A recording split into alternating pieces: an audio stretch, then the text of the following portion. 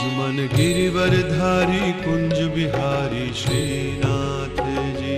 भजमन गिरिवरधारी कुंज बिहारी श्रीनाथ जी। भजमन गिरिवरधारी कुंज बिहारी श्रीनाथ जी। भजमन गिरिवरधारी कुंज बिहारी श्रीनाथ जी।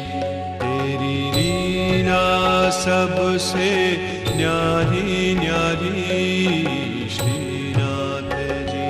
तेरी लीला सबसे न्यारी न्यारी श्रीनाथ जी। तेरी लीला सबसे न्यारी न्यारी श्रीनाथ जी। तेरी लीला सबसे न्यारी न्यारी श्रीनाथ जी। भजमन मंगलकारी कृष्ण मुरारी श्रीनाथ जी। भजमन मंगलकारी कृष्ण मुरारी श्रीनाथ जी। भजमन मंगलकारी कृष्ण मुरारी श्रीनाथ जी। भजमन मंगलकारी कृष्ण मुरारी श्रीनाथ जी। भजमन गिरिवरधारी कुंज बिहारी श्रीनाथ जी। भजमन गिरिवरधारी कुंज बिहारी श्रीनाथ जी।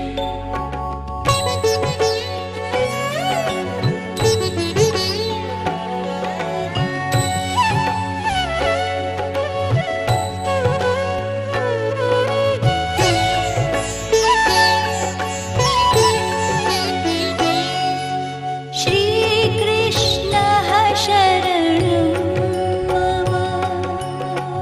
श्रीकृष्णः शरणं मम। श्रीकृष्णः शरणं मम। श्रीकृष्णः शरणं मम। श्रीकृष्णः शरणं मम। श्रीकृष्णः शरणं मम। श्रीकृष्णः शरणं मम। श्रीकृष्णः शरणं मम।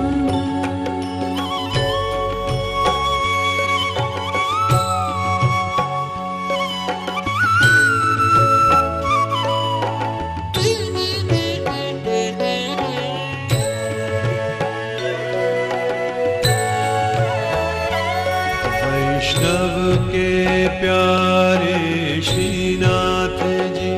वैष्णव के प्यारे श्रीनाथ जी। आधार हमारे श्रीनाथ जी। आधार हमारे श्रीनाथ जी। तन मन में बसे हैं श्रीनाथ जी। मन में बसे हैं श्रीनाथ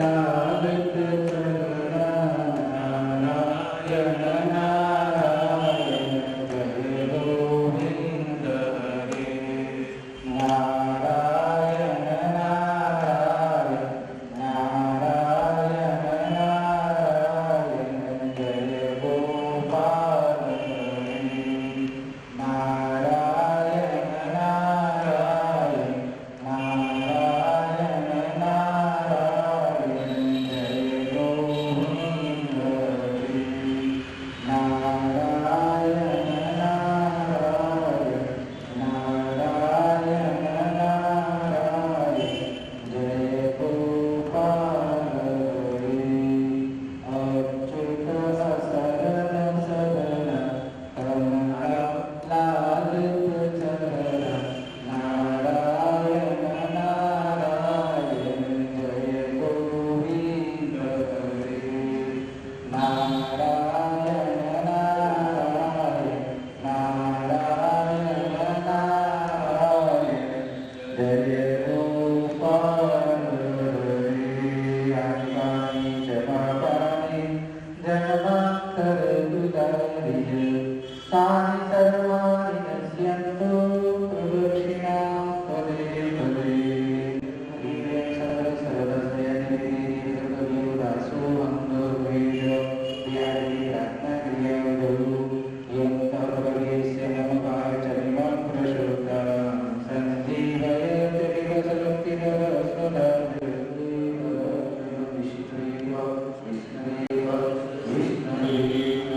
प्रियं नित्यं श्रीमथुरातिपं सुखकरं श्रीविठ्ठलेशं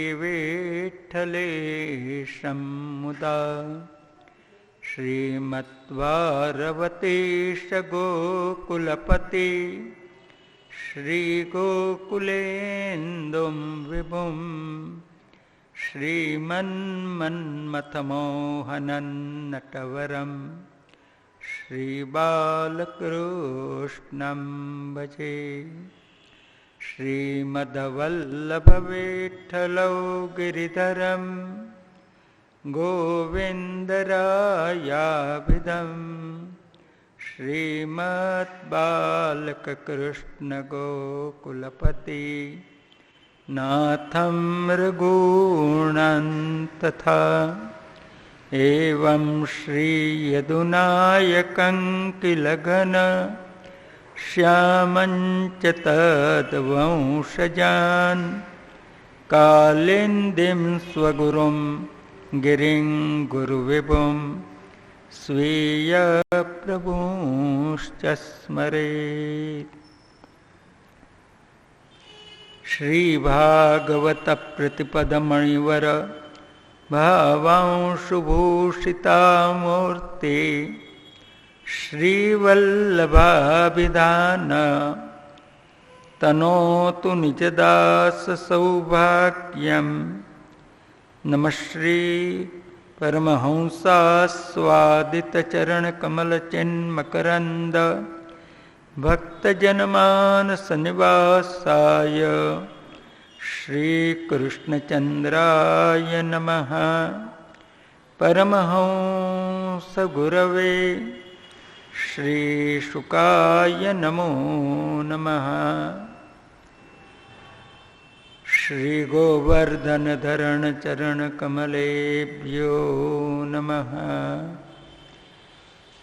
नारायणं नमस्कृत्य नरं चैव नरोत्तमं देवीं सरस्वतीं व्यासं ततो जयमुदीरयेत्। श्री गोवर्धननाथ की जय। श्री कल्याण राय प्यारे की जय। श्री द्वारिकाधीश की जय। श्री बालकृष्ण लाल की जय। श्याम सुंदर श्री यमुने महारानी की जय। अपने अपने गुरुदेव की जय। શ્રી વલ્લભાધીશ કી જય. શ્રી ગોવર્ધન ધરણ ચરણ કમલેભ્યો નમઃ. શ્રીમદાચાર્ય ચરણ કમલેભ્યો નમઃ. શ્રી ગોસાઈજી પરમ દયાલવે નમઃ. શ્રી ગણેશાય નમઃ. શ્રી સરસ્વત્यै નમઃ. શ્રી સદ્ગુરુભ્યો નમઃ.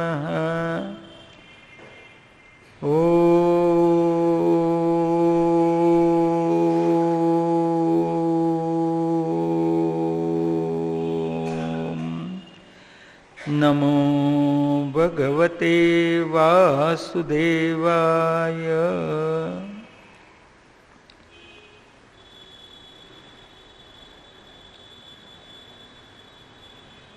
નમસ્તસ્મૈ ભગવતે વ્યાસાયામિત તેજસે પપુર્જ્ઞાનમયં સૌમ્યા યન્મુખા બુરુહાસવમ. ચોદિતાયેન પુરા સરસ્વતી વિતન્વતા જસ્ય સતિં સ્મૃતિં હૃદિ સ્વલાક્ષણા પ્રાદુરભૂત્કિલાસ્યત સમે ઋષીણાં વૃષભ પ્રસીદતામ.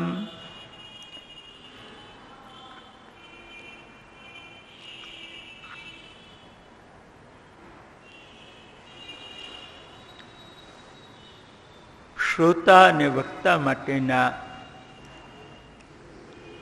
અનિવાર્ય સાધન એ ભાગવતના બીજા સ્કંદમાં વર્ણન કર્યા.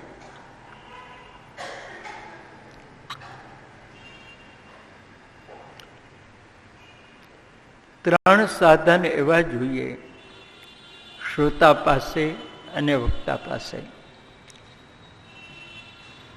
બુદ્ધિ, આયુષ્ય, દોષાણામ અભાવઃ.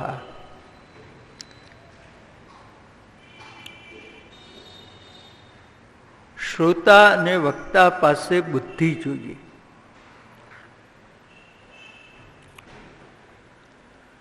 આપણે વિચાર કરીએ કે બુદ્ધિ તો બધાની પાસે હોય જ નહીં, કોઈની પાસે ઓછી હોય, કોઈની પાસે વધારે હોય.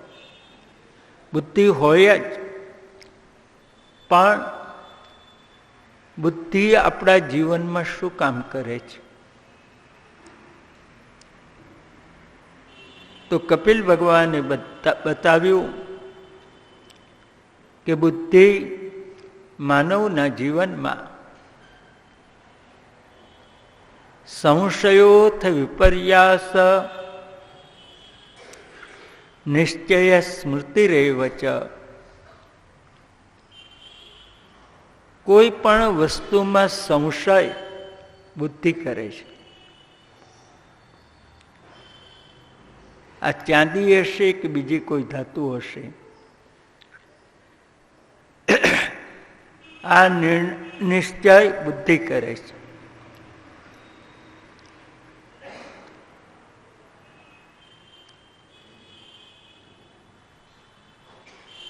પછી સ્મરણ, કોઈ વસ્તુ યાદ રાખવાનું કામ પણ બુદ્ધિ કરે છે. ત્રીજી વસ્તુ, નિર્ણય કરવાનું કામ પણ બુદ્ધિ કરે છે. બુદ્ધિ આટલા કામ આપણા જીવનમાં કરે.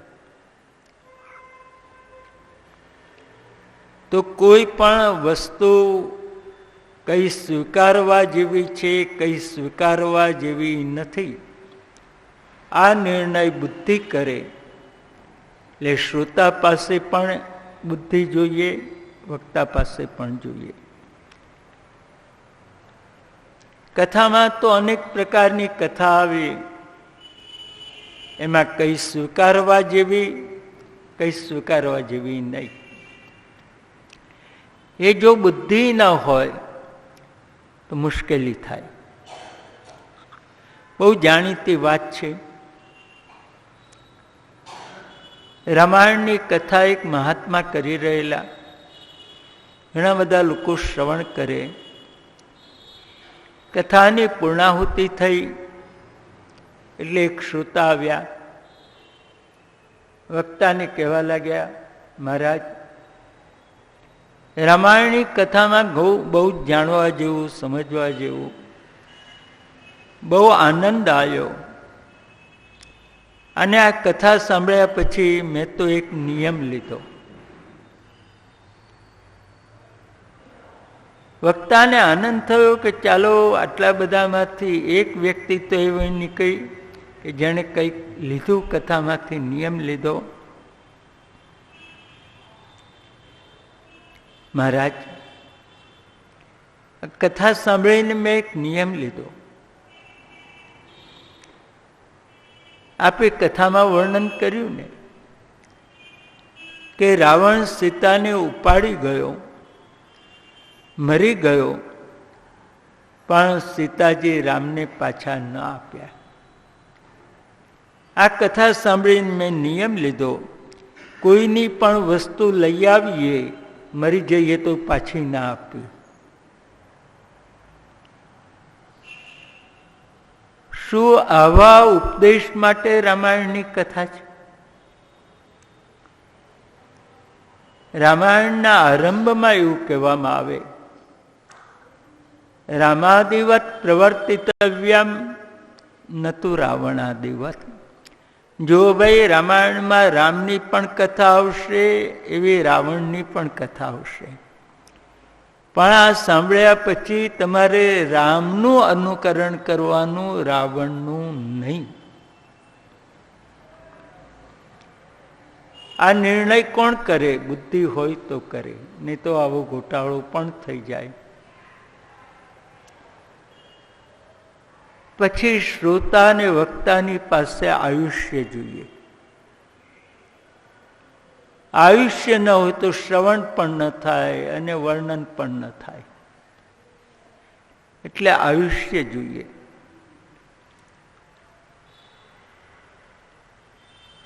અને ત્રીજી વાત, દોષનો અભાવ જોઈએ. ઘણી વાર આપણા દોષ આપણને સારા કામ કરતા અટકાવે છે.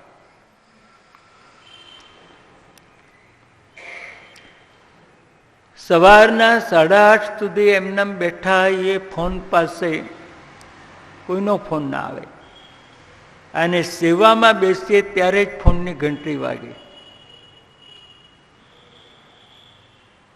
તો આમને ફોન કરવો તો થોડો વહેલો ન કર્યો હોત, કે સેવા પતી ગયા પછી ન કર્યો હોત. પણ આપણા દોષ પેલા ફોન દ્વારા આવ્યા કે આપણને સેવામાંથી બહાર કાઢ્યા. એ જ રીતે કથામાં જવા નીકળતા હોઈએ અને 2 મહેમાન આવે, એ મહેમાનને ચા પાણીમાં આપણે રોકાવું જ પડે.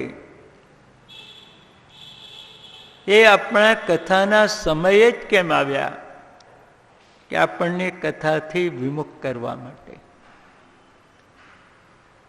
આમ આપણા દોષ આપણને સારા કામથી દૂર કરતા રહે છે.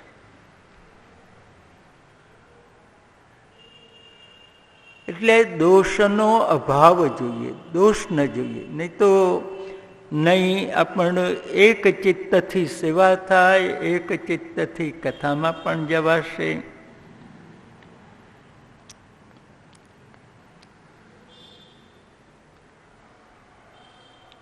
ત્યાર પછી જે આપણે શ્રવણ કરવાનું છે, ભગવાનના ચરિત્રો, ભગવાનની લીલાઓ, તો એનું થોડું ધ્યાન કરીએ આપણે.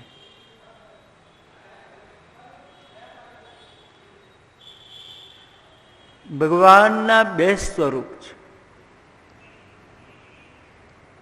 એક વિરાટ સ્વરૂપ. એટલે આ બ્રહ્માંડ, આ જગતમાં જે કંઈ જોઈએ છીએ, અનુભવીએ છીએ, એ વિરાટનું સ્વરૂપ છે.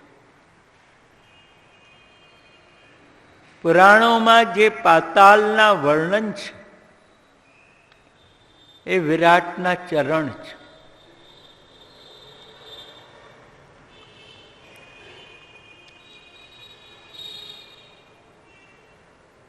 આ જે મેઘ છે, વર્ષા છે, વરસાદ છે, એ વિરાટના કેશ. સૂર્યચંદ્ર દેખાય છે એ વિરાટના નેત્ર છે. વિરાટ નારાયણના હાથ એ તો ઇન્દ્ર વગેરે દેવો છે.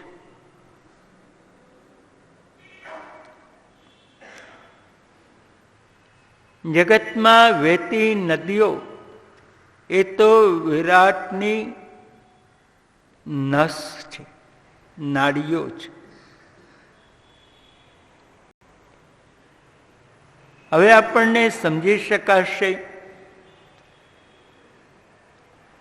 કે આપણી નસમાં કોઈ ગટરનું કેમિકલ વાળું પાણી આમ ઇન્જેક્શન દ્વારા નસમાં દાખલ કરે તો આપણું આરોગ્ય બગડે. એમ આ જગતનું કેમિકલ વાળું દૂષિત પાણી જ્યારે નદીઓમાં છોડવાનું આવ્યું ત્યારે જગતના લોકોનું આરોગ્ય બગડ્યું.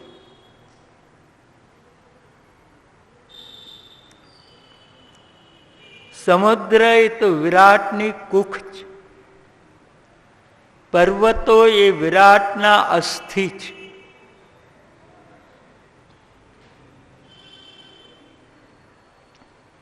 અને વૃક્ષો એ વિરાટની રોમાવલી છે. વગર કારણે કોઈ આપણું આમ રૂવાડું તોડે તો આપણને વેદના થાય. એમ કેવલ પૈસા માટે આડેધડ વૃક્ષો કાપી નાખવામાં આવે તો વિરાટને દુઃખ થાય અને આખું ઋતુ ચક્ર એનું નિયમન એ તૂટી જાય.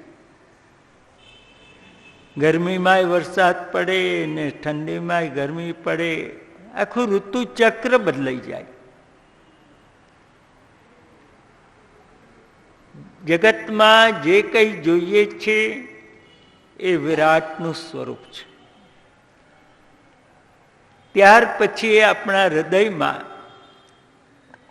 અંતર્યામી રૂપે પરમાત્મા બિરાજે છે. પ્રાદેશ માત્ર એનું સ્વરૂપ છે. એ સૂક્ષ્મ સ્વરૂપનો પણ હૃદયમાં ધ્યાન કરે. આ રીતે પ્રભુ સાથે ચિત્ત જોડવાથી, પ્રભુનું ધ્યાન કરવાથી બહાર પણ અને દેહની અંદર પણ એને જે પ્રકારની મુક્તિ જોઈતી હોય એ મુક્તિ એને સુલભ થાય છે. જો આવું બધું ન કરી શકો તો એક સરળ માર્ગ બતાવ્યો. પિબંતીએ ભગવત આત્મનસતામ કથામૃતમ શ્રવણપુટેષુ સંભૃતમ. ક્યાંક વિશુદ્ધ ભગવાનની કથા થતી હોય ત્યાં જઈને બેસી જાઓ.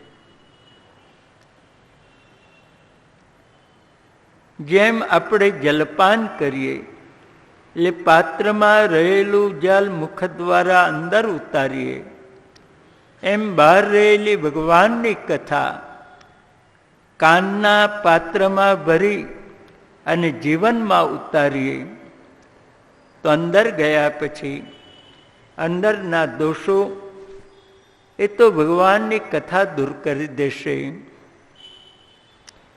અને એને મુક્તિ મળી જશે.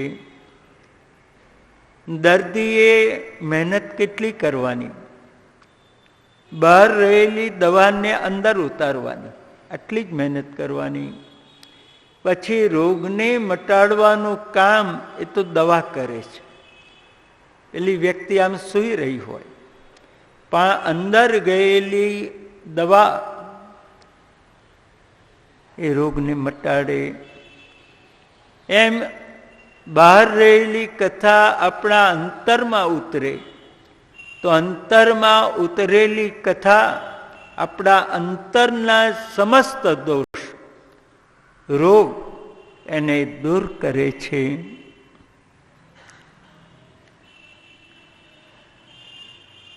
પરીક્ષિતજીની રહી આસક્તિ સંસારમાંથી ચાલી ગઈ.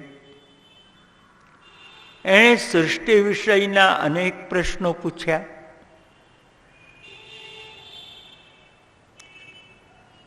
કે પરીક્ષિતજી,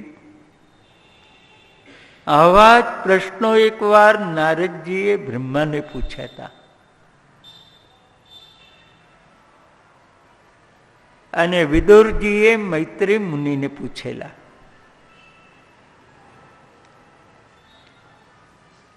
નારદજી ફરતા ફરતા બ્રહ્માજીની પાસે આવ્યા. બ્રહ્માજીને ધ્યાનમાં બેઠેલા જોયા. પિતાજી, કોઈ અમને પૂછે કે આ જગતમાં મોટામાં મોટો કોણ? એટલે અમે એને કહીએ અમારો બાપ. આખી દુનિયા એની બનાવેલી છે. અમે તમને મોટા મોટા કહીએ, પણ તમારા કરતાં પણ કોઈ મોટા છે જેનું ધ્યાન તમારે કરવું પડે. તો તમારા કરતાં મોટા કોણ? બેટા નારદ, મારા કરતાં મોટા કોણ એને તું ઓળખે નહીં, માટે તું મને મોટો મોટો મોટો માને.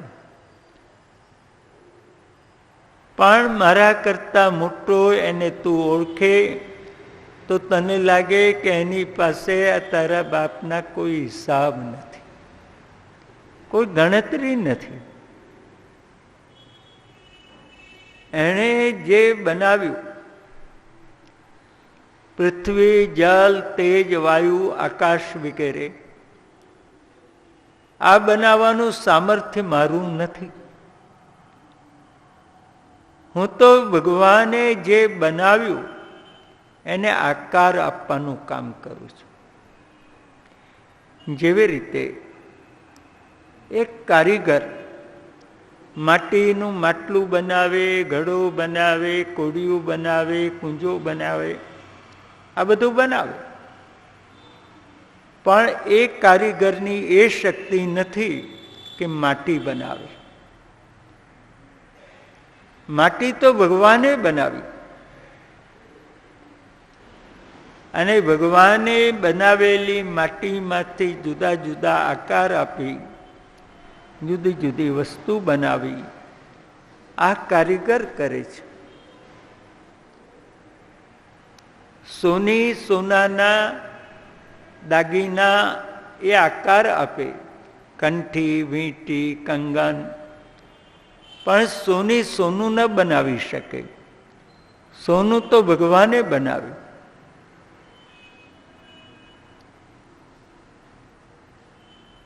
તો બેટા, જેણે આ બધું બનાવ્યું એ બનાવવાનું સામર્થ્ય તારા પિતામાં નથી.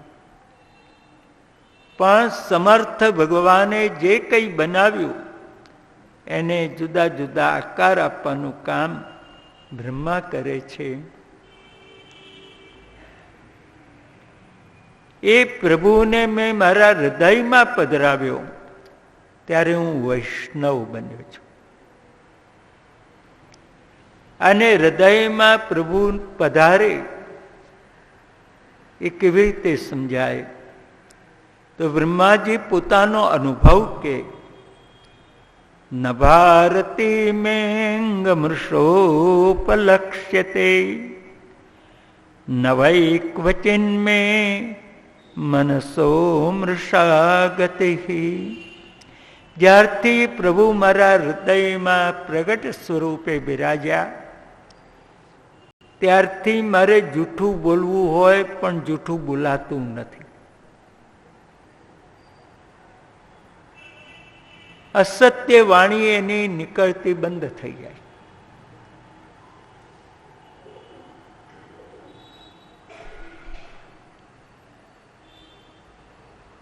નિંદનીય વસ્તુમાં મારું મન ક્યારેય ખેંચાતું નથી.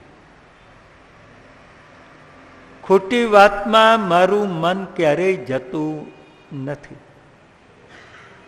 આ બીજી વસ્તુ.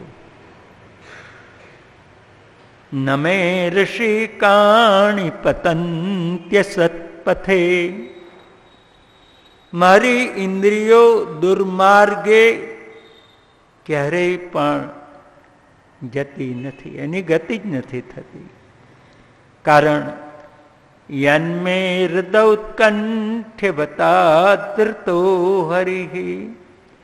મારા હૃદયમાં પ્રભુ બિરાજ્યા છે, એનો નિરંતર મને અનુભવ થાય છે. બેટા, મને ભગવાને ઉત્પન્ન કર્યો જ્યારે આ જગતમાં કાંઈ જ નહોતું. ક્ષીરસાગર હતો, શેષની શૈયા હતી, એના ઉપર સમર્થ નારાયણ સૂતા હતા. એ પરમાત્માએ વિચાર કર્યો, એકોહમ બહુશ્યામ, હું એક છું, હું અનેક રૂપે બનું. સદ્વિતીય મચ્છત,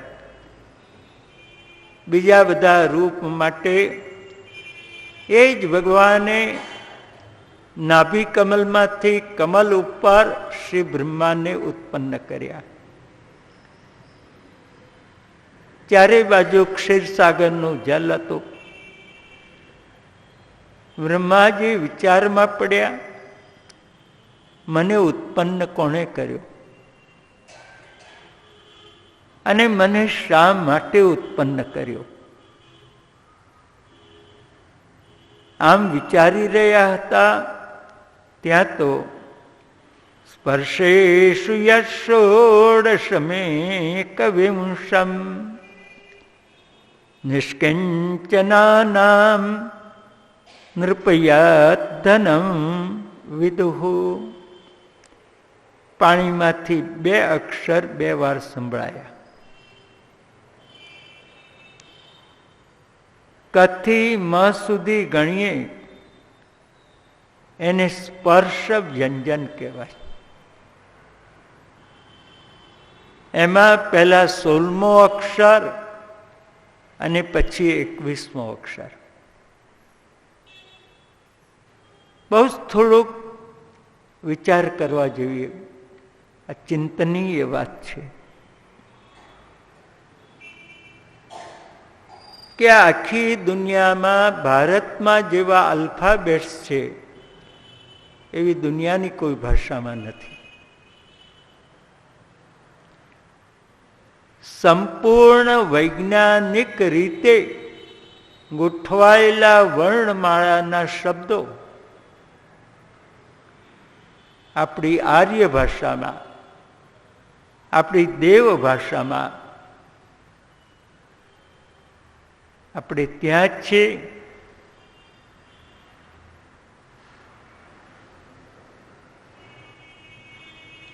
વિજ્ઞાનમાં ઘણી પ્રગતિ કરનાર દેશ પાસે વૈજ્ઞાનિક ભાષા નથી.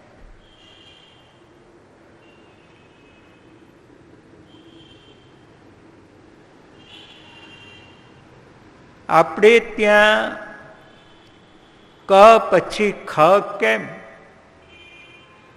એના વૈજ્ઞાનિક કારણો છે. અને અંગ્રેજીમાં એ પછી બી કેમ? સી નહીં, વાય નહીં, ઝેડ નહીં, એમ નહીં, એલ નહીં, એ પછી બીજ કેમ? એનું કોઈ કારણ નથી. ઘણાને પૂછ્યું તો એક જવાબ આપ્યો, લેટિનમાં આવું છે માટે. પણ આ પ્રશ્ન તો ત્યાંય ઉભો રહ્યો કે લેટિનમાં આવું કેમ? ત્યાં જવાબ નથી. હવે આપણે ત્યાં તો આ ભાષા માટેના શબ્દો માટેનો વિચાર, એનો અભ્યાસ, એનું ચિંતન, આ શબ્દ પહેલવહેલો ક્યાં બોલાય આ શરીરમાં, ત્યાંથી વિચાર શરૂ થયો. આપણે મોઢેથી બોલીએ છીએ એનું નામ તો વૈખરી વૈખરી છે. ત્યાર પહેલાનો શબ્દ એનું નામ મધ્યમા, અને એના પહેલા બોલાય છે તે એનું નામ પરાવાણી. હવે એ પરાવાણી ક્યાં બોલાય, એનું સ્થાન ક્યાં? તો જ્યાં જીવ છે ત્યાંથી બોલાય છે. આપણા શરીરમાં જીવાત્મા ક્યાં અને કેટલો?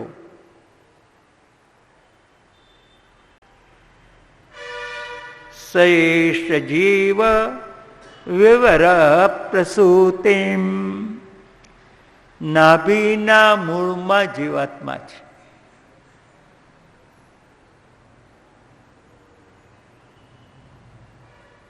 એ જીવાત્મા કેટલો હશે? તો ઋષિમુનિઓએ કહ્યું, એક વાળના અણિયાના 100 ટુકડા કરો,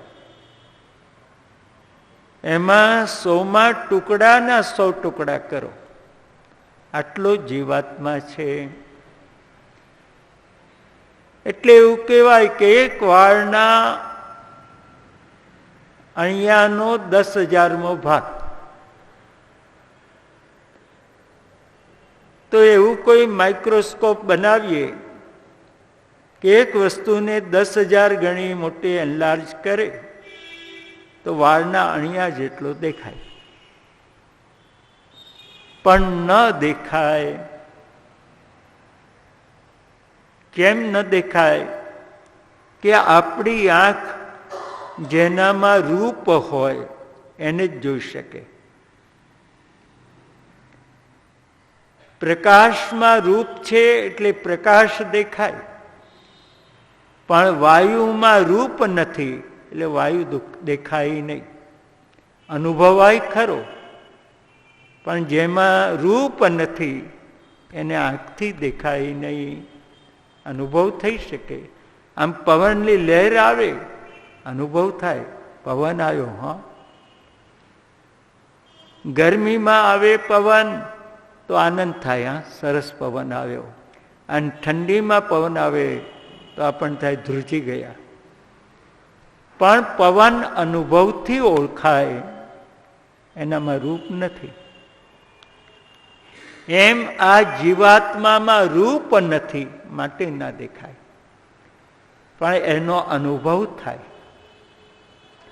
કોઈ માથે અડકે તરત અનુભવ થાય, મને કોઈ અડક્યું.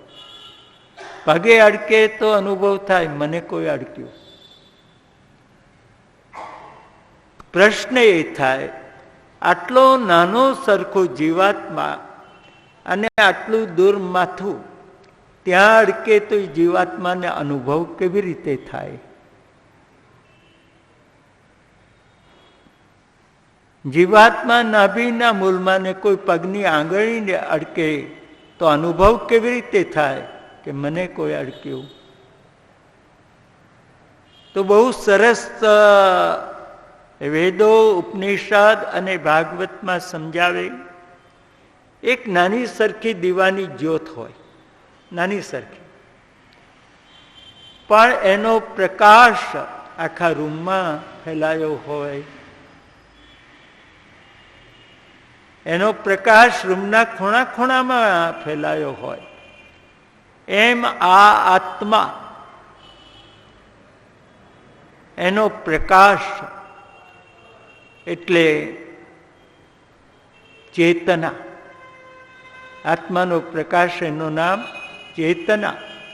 અને આખા શરીરમાં ફેલાયેલ છે. એટલે શરીરના કોઈ પણ ભાગને સ્પર્શ કરે એટલે એના અનુભવ થાય, મને કોઈ સ્પર્શ કરે છે.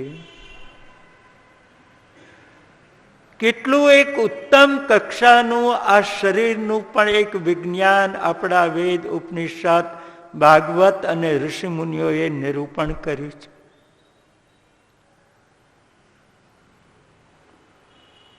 હવે શબ્દ ત્યાં પ્રગટ થાય છે નાભીના મૂળમાં, અને ત્યાંથી જે વાણી બોલાય એ વાણી જે શ્રવણ કરે એનું નામ પરાવાણી છે. અને પરાવાણી બોલવા માટે, સાંભળવા માટે યોગનો અભ્યાસ જોઈએ. યોગીજનો એ પરાવાણીથી હજારો માઇલ દૂર વાત કરે છે અને સાંભળે છે. એમને નથી ફોનની જરૂર પડતી કે નથી મોબાઈલની જરૂર પડતી, બસ પરાવાણીથી વિશ્વ જોડે વાતો કરે છે. પછી વાયુ સાથે એ શબ્દ ત્યાંથી ઉપર આવ્યો. નાભીની ઉપર આવ્યો ત્યારે એ વાણી, એ વર્ણનું નામ પડ્યું પશ્યંતી. ત્યાંથી હૃદય પાસે આવ્યો ત્યારે નામ પડ્યું મધ્યમાં. કંઠ અને નાભિમૂલ એની વચમાંથી એ શબ્દો બોલાય માટે એનું નામ મધ્યમાં. પછી એ શબ્દ ગળામાં આવ્યો, એનું નામ વૈખરી. જે આપણે બધા પ્રયોગ કરીએ છીએ, બોલીએ છીએ, સાંભળીએ છીએ, એનું નામ વૈખરી. હવે સ્વર અને વ્યંજન કંઠમાંથી બોલાયા, એને પહેલા મૂક્યા.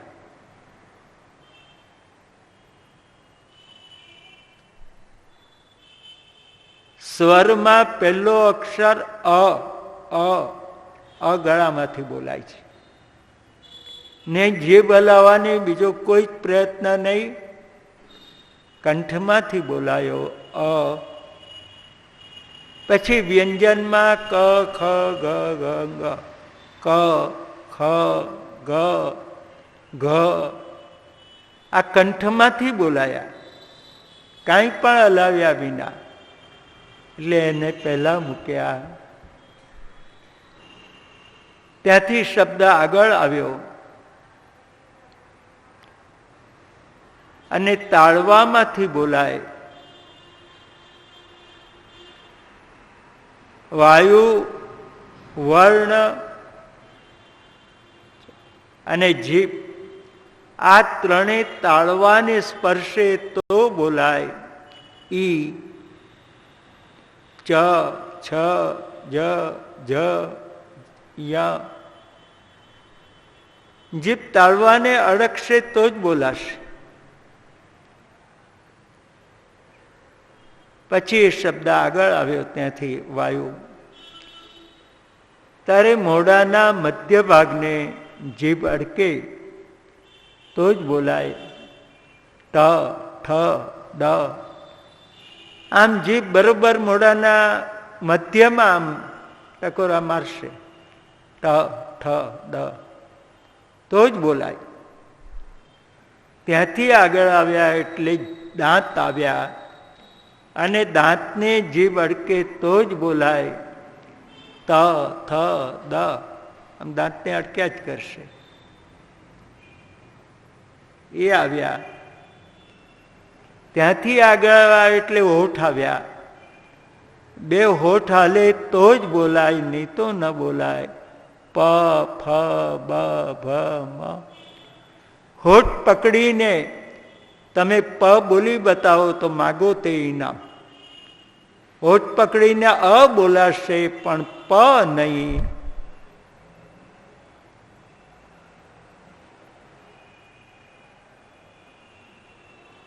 દુનિયાની કોઈ પણ ભાષા પાસે આવું વિજ્ઞાન હોય તો શોધી લાવો.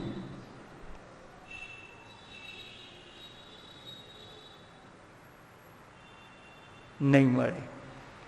આવી ઉત્તમ આપણી ભાષા અને આપણા છોકરાને ના આવડે.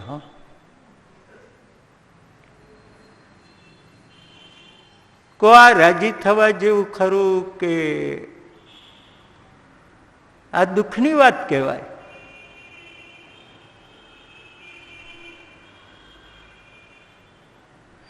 હવે ક પછી ખ કેમ એનું પણ રીઝન.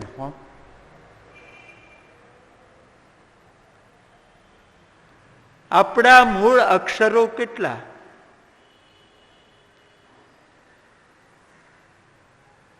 તો 15 સ્વર અને 35 વ્યંજન. અ, આ, ઈ, ઉ, એ, ઐ, ઓ આ 15 અને ક, ખ, ગ આ 35. 15 ને 35 નો સરવાળો કરીએ તો 150 થયા. હવે 50 ને સવળેથી બોલો અને 50 ને અવળેથી બોલો એટલે 100 થયા.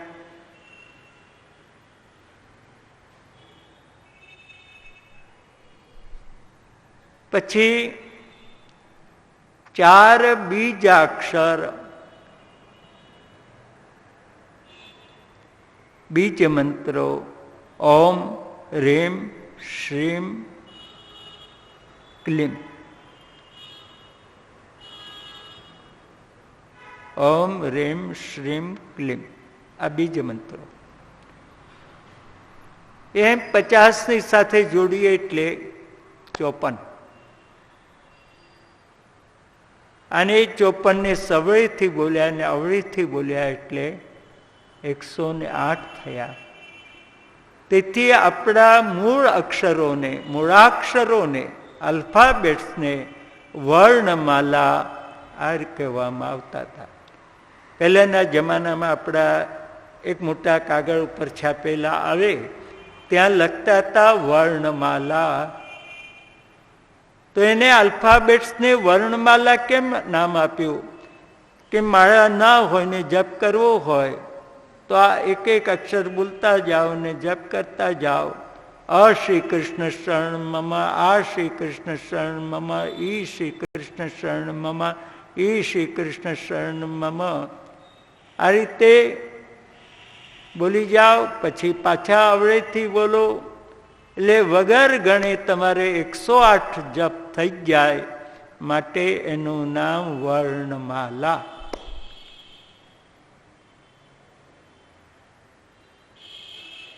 દુનિયાની કોઈ ભાષાની એના આલ્ફાબેટ સાથે આવું વિજ્ઞાન જોડાયેલું હોય શોધી લાવો. હવે ક પછી ખ કેમ? આનો પણ વિચાર કરી લઈએ થોડો. આ શબ્દ બ્રહ્મ છે અને શબ્દ બ્રહ્મ દ્વારા પરબ્રહ્મને મેળવવું છે, ત્યાં સુધી પહોંચવું છે. હવે આ સીડી છે, શબ્દોની સીડી છે, પગથિયા છે.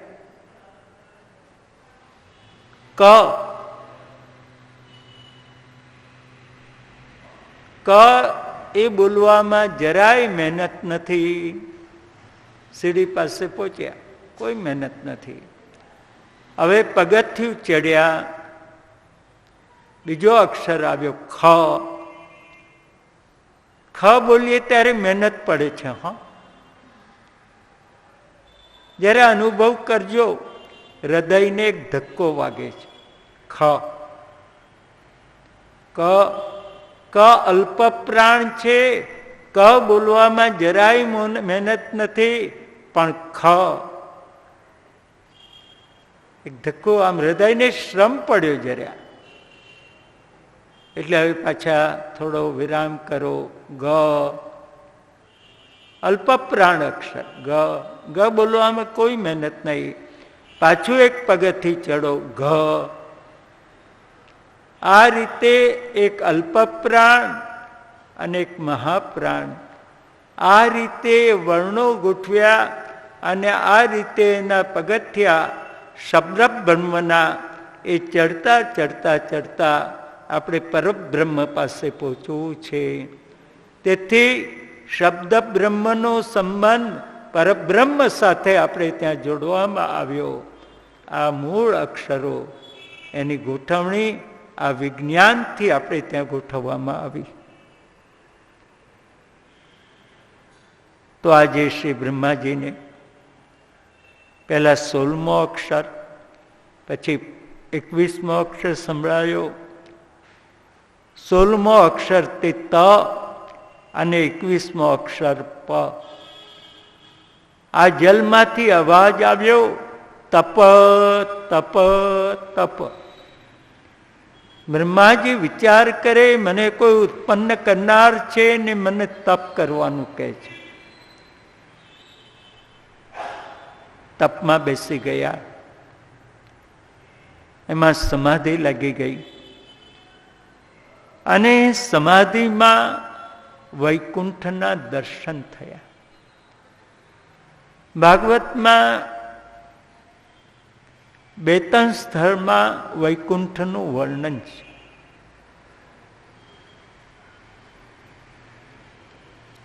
વૈકુંઠમાં બધા જ 4 હાથવાળા છે. ભગવાનના જેવા એમના સ્વરૂપ છે. વિમાનમાં બેઠા છે, વૈકુંઠમાં ઘૂમી રહ્યા છે. આ જોતા આગળ વધ્યા શ્રી બ્રહ્માજી. ત્યારે પ્રભુનું નિજ મંદિર આવ્યું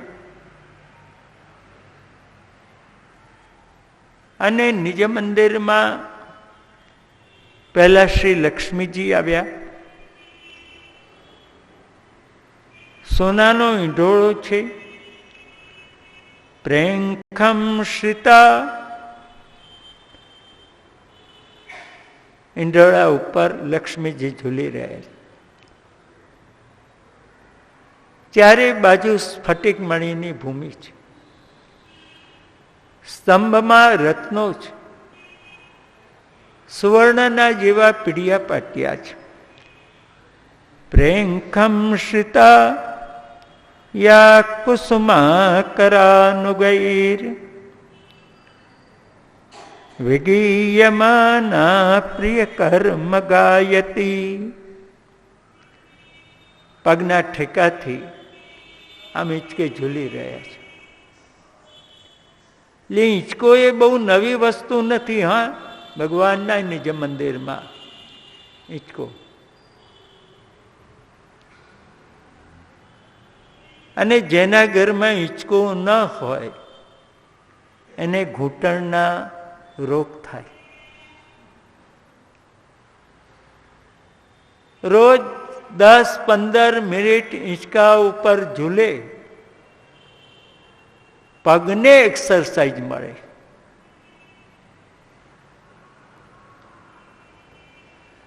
એટલે દુખાવો નહોતો થતો પહેલા.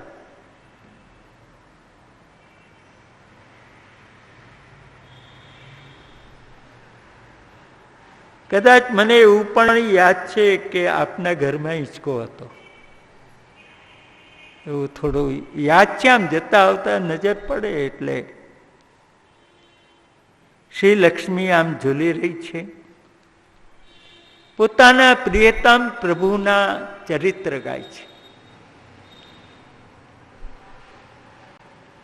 અને ચરિત્ર ગાતા લક્ષ્મીના મુખમાંથી સુગંધ નીકળે છે. એ સુગંધથી લોભાઈ ભ્રમર ત્યાં આવે છે. આમ ગાન ભ્રમર ગુંજન કરે છે અને ભ્રમરનું ગુંજન જાણે લક્ષ્મીના ગાનમાં આમ સિતાર વાગી રહ્યો હોય એવો અનુભવ થાય. ત્યાંથી બ્રહ્માજી આગળ વધ્યા. સામે પ્રભુના દર્શન થયા.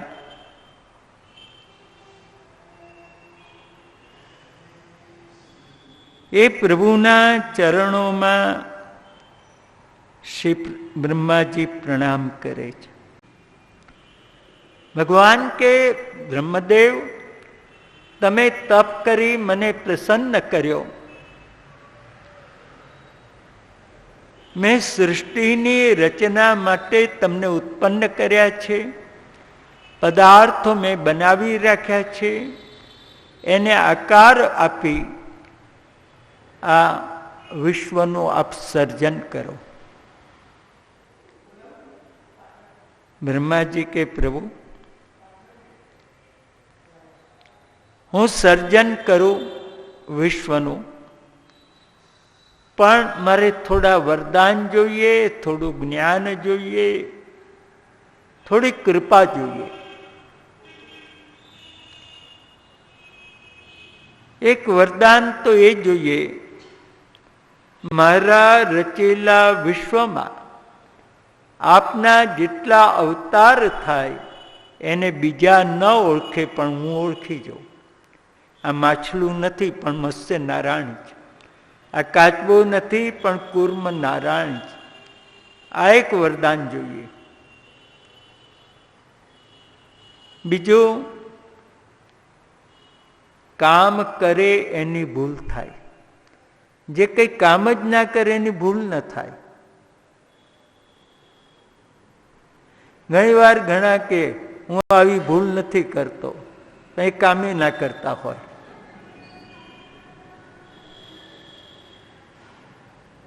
તો કામ કરે એની ભૂલ થાય જ.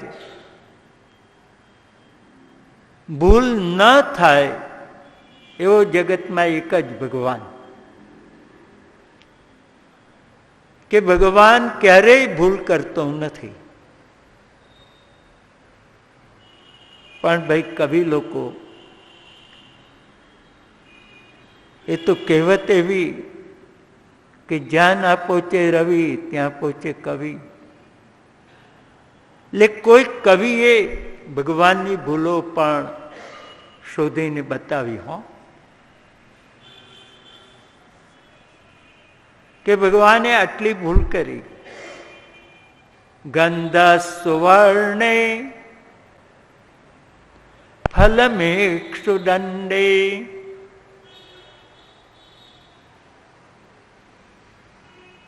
ભગવાને આટલું સુંદર સોનું બનાવ્યું પણ એમાં સુગંધ મૂકવાની ભૂલી ગયો. જો સોનામાં સુગંધ મૂકી દીધી હોત ને તો આપણે દાગીના પહેર્યા પછી સ્પ્રે ના કરવું પડતા.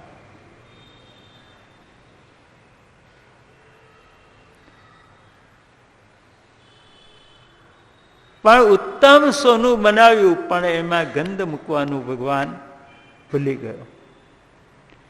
ગંધ સુવર્ણે ફલમેક્ષુદંડે, શેરડીનું થડ એ ઘણું મીઠું, તો એ શેરડી ઉપર ભગવાન ફળ ઉગાડવાનું ભૂલી ગયા.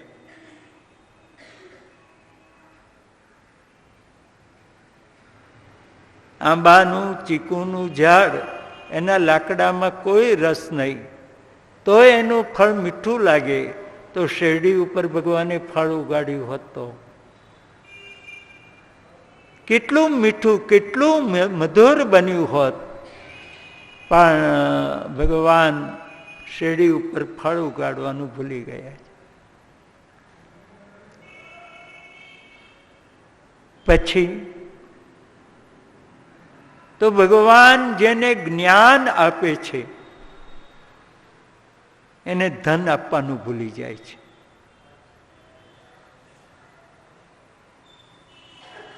એને ભગવાન ધન આપવાનું ભૂલી જાય છે. આવી કેટલીક ભગવાનની ભૂલો એક કવિએ બતાવેલી. વાસ્તવમાં ભૂલ ન કરે એવો એક જ પરમાત્મા છે. તો બ્રહ્માજી કે પ્રભુ, આપની આજ્ઞાથી હું કામ કરું, મારી ભૂલ થાય તો તમારે સજા નહીં કરવાની, તમારે ક્ષમા કરવાની. ભગવાન સજા કરે તો સહન કરવાની ક્ષમતા બ્રહ્મામાં પણ નથી. ક્ષમા કરવાની. પછી સૃષ્ટિ માટે મારે જ્ઞાન જોઈએ. જ્ઞાન વગરનું સર્જન કઈ રીતે કરવું? જ્ઞાન જોઈએ. અને પ્રભુ, રજોકુળનો એક સ્વભાવ છે. માણસ કામ કરે ને એટલે ગાડું ભરીને અભિમાન થાય. પણ હું કામ કરું પણ મને અભિમાન ના આવે. માણસ નાનું મોટું કોઈ પણ કામ કરે, ઘરનું હોય, સંસ્થાનું હોય, રાષ્ટ્રનું હોય, જ્ઞાતિનું હોય, પણ એને ગાડું ભરીને અભિમાન ઉત્પન્ન થાય. હો, આપણા બધાનો તો આમ રોજનો અનુભવ કેવું અભિમાન થાય છે તે. કે રૂમની વચમાં એક વાડકી પડી હોય, આપણે લઈને બાજુ ઉપર કરી મૂકીએ, એટલા ઉપર તો ઘરના બધાને આપણે આમ સંભળાવીએ. આ સવારની વાડકી રૂમમાં પડી હતી, જે જાય તે ઠોકર મારીને, એ તો મેં લઈને ઊંચી મૂકી. ઓહો, જાણે મોટો ગિરિરાજ ધારણ ના કર્યો હો. અરે ભાઈ, ઘર તારું હતું, વાડકી તારી હતી, તે બાજુ ઉપર મૂકી તો તું સંભળાવે છે કોને? તો આટલું એક નાનું સરખું કામ કરીએ તોય આટલું મોટું અભિમાન થતું હોય, તો જે બ્રહ્મા આખી સૃષ્ટિની સંરચના કરતા હોય એ બ્રહ્માને તો અભિમાન કેટલું છલકાતું હોય. તો બ્રહ્માએ વરદાન માગ્યું કે પ્રભુ, હું કામ કરું પણ મને કદી અભિમાન ન આવે. આ પ્રભુ પાસે માગવા જેવું વરદાન છે.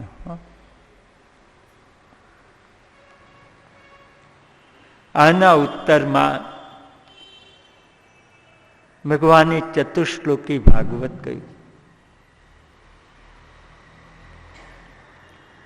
આખી દુનિયાનું તત્વજ્ઞાન, ફિલોસોફી આમાં સમાયેલી છે. એવું જ્ઞાન ભગવાને આપ્યું. અહમેવા સમેવાગ્રે નાન્યદિયત સદસત પરમ પશ્ચાદહમ યદેત તચ્ચ યો શિષ્યેત સોસ્મ્યહમ.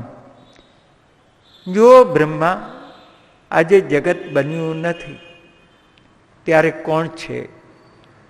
હું છું. હું એટલે ભગવાન પરબ્રહ્મ. જગત બનશે ત્યારે પણ હું.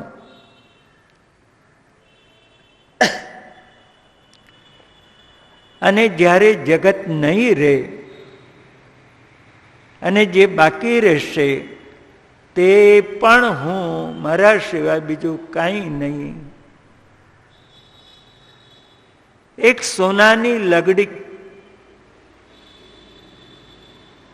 કોઈ દાગીના નહોતા બન્યા ત્યારે સોનું હતું, એક પણ દાગીનો નહોતો. પછી એ સોનામાંથી કંઠી બની, વીંટી બની, કંગન બન્યા, હાર બન્યા. એના નામ બદલાયા, એના આકાર બદલાયા, એનો ઉપયોગ બદલાયો.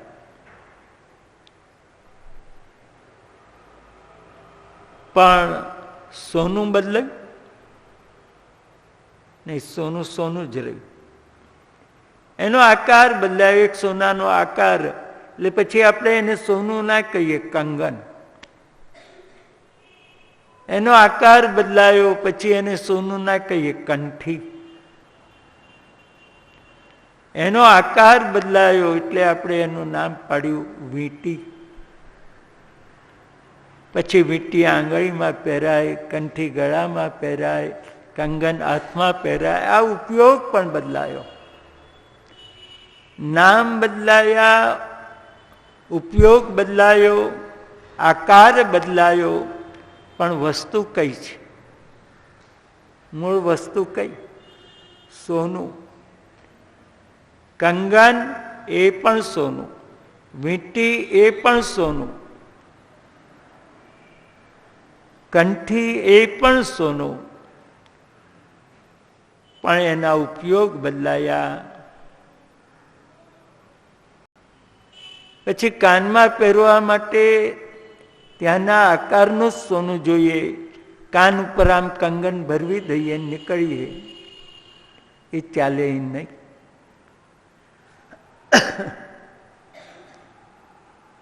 છે સોનું જ. અને જરૂર પડી આ બધા દાગીના ઉગાડી નાખ્યા તો પાછું શું રહ્યું? સોનું. આદિમાં પણ સોનું, વચમાં દાગીના બન્યા ત્યારે પણ સોનું, અને દાગીનાને ઉગાડી નાખ્યા ત્યારે પણ સોનું.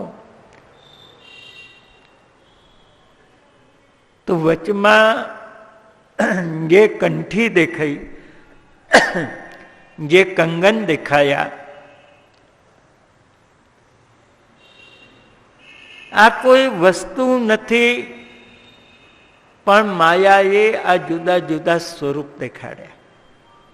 એ માયાએ બતાવેલા એ નામ, એ રૂપ એ ખોટા છે. સોનું એ સાચું, કંઠી ખોટી, કંગન ખોટા.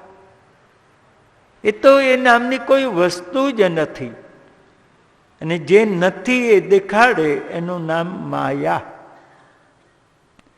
તદ વિદ્યાત આત્મનો માયા યથાભાસો યથાતમા.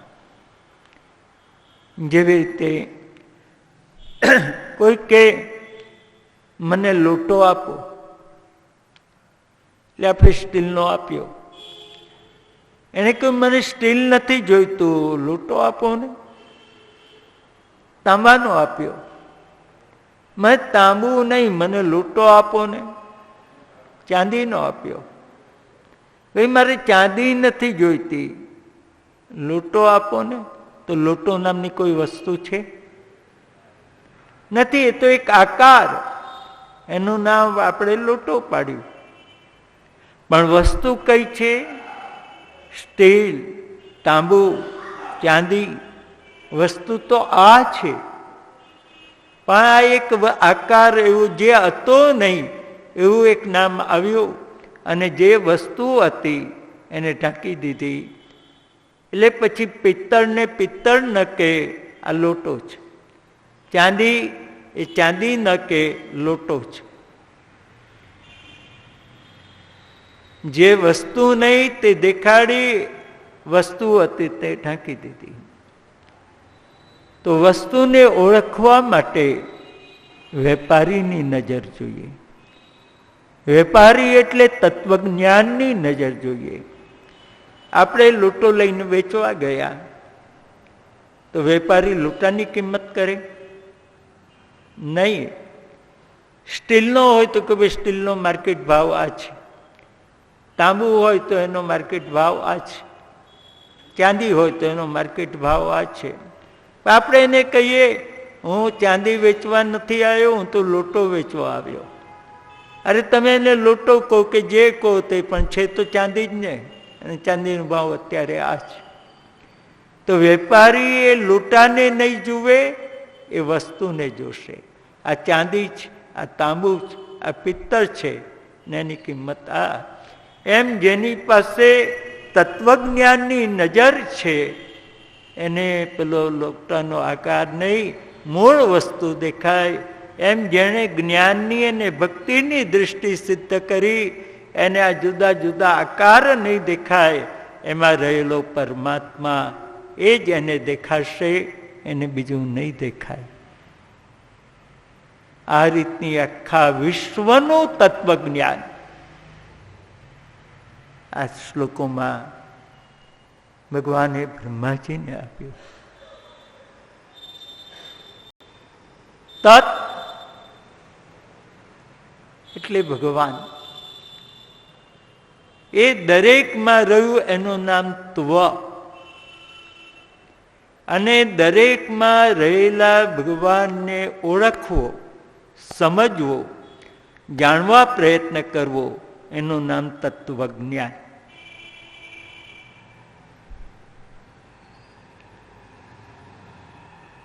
અને દરેકમાં જો ભગવાન ન હોય ને તો એ કશાય કામનું નહીં. મનુષ્ય હોય પણ એનામાં મનુષ્યત્વ ન હોય તો કોઈ કામનું નહીં. સ્ત્રી હોય પણ એનામાં સ્ત્રીત્વ ન હોય તો, ગાય હોય પણ એમાં ગોત્વ ન હોય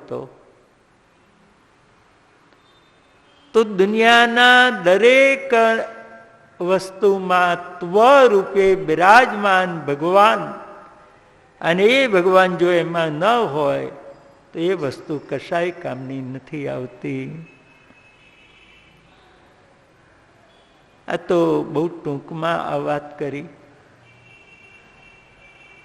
પણ ખરેખર તત્વજ્ઞાન એક બહુ સમજવા જેવી વસ્તુ છે. પણ ક્યાંક એવો પણ મને ડર લાગે કે વધારે ઊંડા જઈએ તો તમને બધા ઊંઘી જાઓ, પછી જગાડવા પડે તમને, પછી એ મુશ્કેલી ને.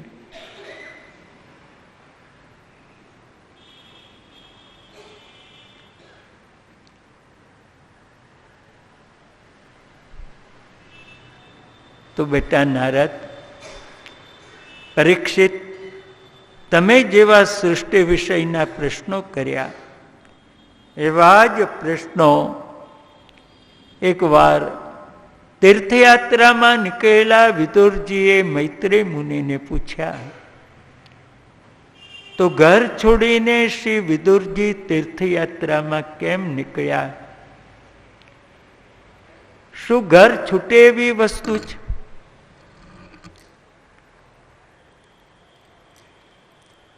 ઘર છૂટે એવી વસ્તુ નથી. ઘર માટે સંસ્કૃતમાં શબ્દ છે ગૃહ. ગૃહ્ણાતિ ગૃહમ, માનવને પકડી રાખે એનું નામ ઘર. દુનિયાના છેડે જાય ને પણ એને થાય હવે ઘેર જઈએ તો સારું. હા, હવે ઘેર. કેમ અહીં કઈ તમને તકલીફ છે? ના ભાઈ, હવે તકલીફનો સવાલ નહીં, પણ હવે બહુ દાડા થયા, હા હવે ઘેર જઈશું, હવે ઘેર જવું પડે. આ રીતે માણસને પકડી રાખે. મહાપ્રભુજી કે છે ઘર ઘર નથી, અજગર જ. આપણી કેટલી પેઢીને ઘર રૂપી અજગર ગળી ગયો. આપણા પિતાજીને ઘર રૂપી અજગર ગળી ગયો, દાદાને પણ ગળી ગયો, એમનાય પિતાને, એનાય પિતાને, આપણી કેટલી પેઢીઓને ઘર ગળી ગયું. છતાંય ઘર છૂટે એવી વસ્તુ નથી. હો,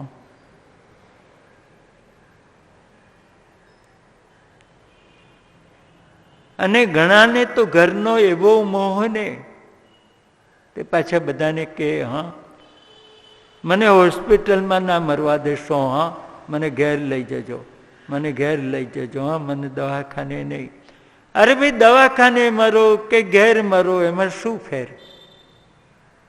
મૃત્યુમાં કોઈ ફેર ખરો? કશો જ નહીં.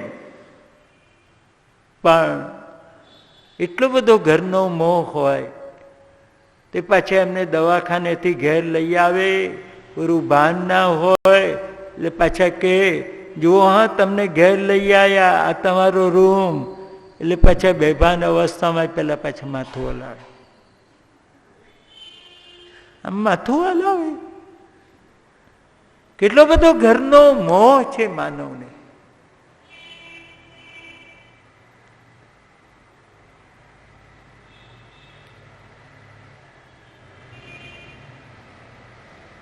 તો આટલો બધો મોહ જે ઘરમાં, એ ઘર છોડીને વિદુરજી નીકળ્યા કેમ? વિદુરજી કેમ નીકળ્યા? તો કૌરવોનું ઘર એટલે અધર્મનું ઘર. એમાં ધર્મિષ્ઠ વિદુર અધર્મ એમને ગમે નહીં. એક પ્રસંગ એવો બન્યો, યદા તુ રાજા સ્વસુતાન અસાધુન. દુર્યોધન પાપનું ઝાડ હતું, પણ એ પાપના વૃક્ષના મૂળ એ તો ધૃતરાષ્ટ્ર હતો.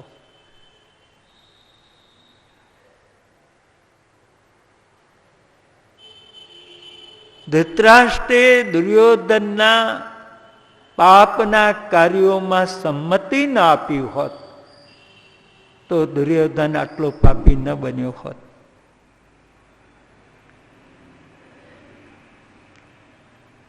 દુર્યોધને લાક્ષા ભવનની યોજના બનાવી, પાંડવોને ત્યાં રહેવા મોકલવા, બહારથી બારણા બંધ કરવા અને સગાવી દેવું. આવીને ધૃતરાષ્ટ્રને વાત કરી, આવું કરીએ, તમે પાંડવોને ત્યાં રહેવા મોકલો, બધા સળગી ઉઠે એવા પદાર્થ, બહાર નીકળવાના દરવાજા બહારથી બંધ કરી દઈએ અને સગાવી દઈએ, તો પછી રાજ્યના ભાગીદારનો પ્રશ્ન જ ના રહે. પોતાના પાપી પુત્ર એના મોહમાં અંધ થયેલા ધૃતરાષ્ટ્ર, ધૃતરાષ્ટ્રને આંખો નહોતી કે આંધળા હતા એ તો ખબર નથી, પણ સત્ય અને ન્યાય આ જોવા માટેની બે આંખો એમની પાસે નહોતી. એ નહોતા સત્ય જોઈ શકતા કે ન્યાય નહોતા જોઈ શકતા, કારણ કે પોતાના પાપી પુત્રના મોહમાં આંધળા બનેલા હતા, મોહાંધ હતા.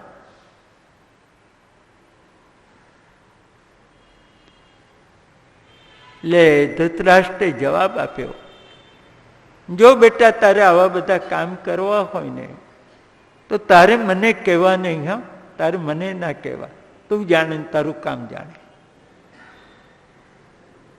એનો અર્થ શું?